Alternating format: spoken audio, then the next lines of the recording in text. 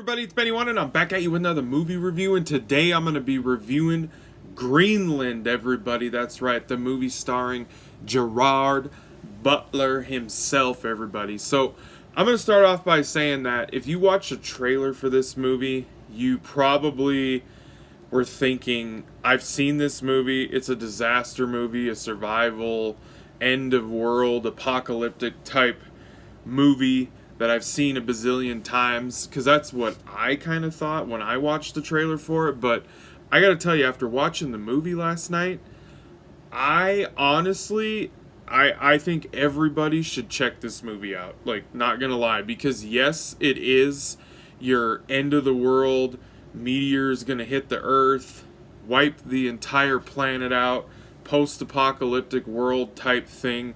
But this movie's a little different. I really think you should check it out. Like, seriously, give it a chance, check it out.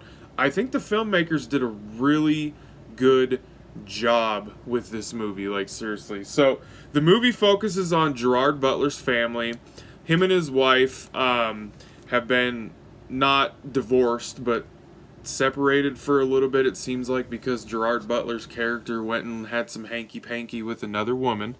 So they're having issues with their marriage, but they're working on it. And they have a son who has diabetes. So that's the gist of, like, the family element that is focused on in this movie. So it focuses on them and them surviving and trying to make it to some shelters, you know, before the big bad meteor hits everyone. So, and that's obviously the journey. And that's the thing, is the best part about this movie is yes, we do get our meteor stuff and the disaster stuff where there's certain meteors hitting parts of the planet, and then they have like 48 hours before the big one hits the planet that's going to end all life on the planet.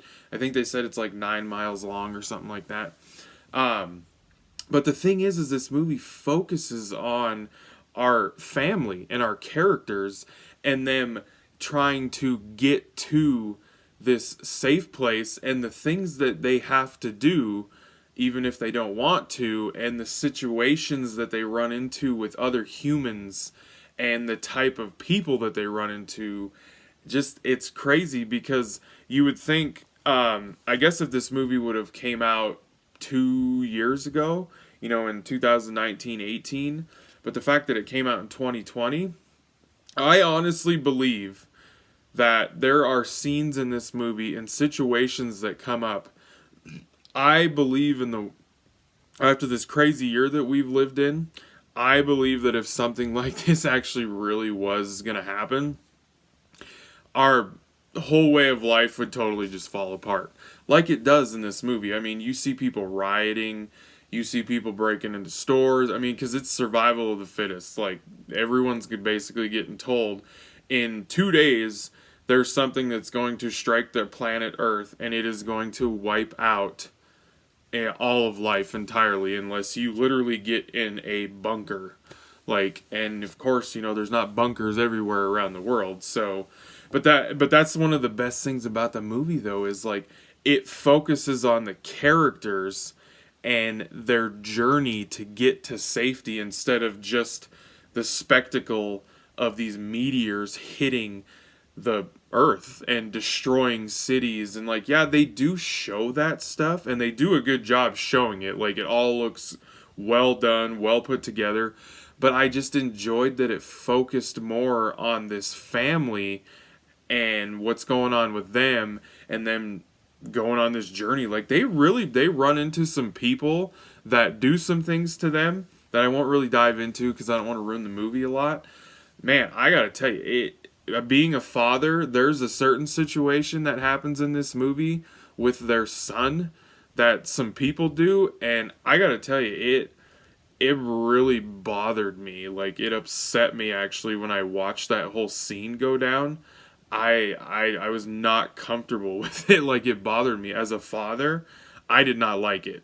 And it, like, if a movie can really, like, bother me like that, like, you got me hooked, for one thing. You got me hooked. And yes, you can kind of see where the movie's going.